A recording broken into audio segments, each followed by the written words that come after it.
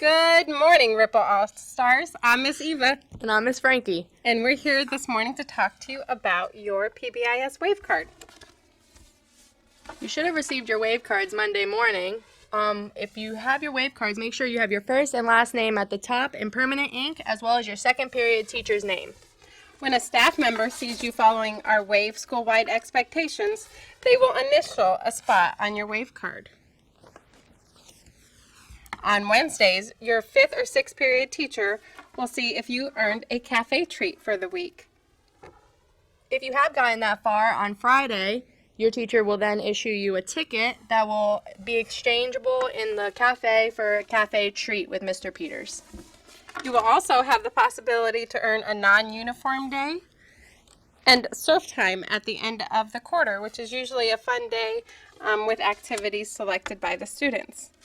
Make sure you keep your wave card in the back of your Avid binder for safekeeping, and every period you take it out and put it on your desk so your teacher can see it when you're following wave expectations to give you a signature. Have a great day, Ripples, and remember to ride the wave. And don't fall off.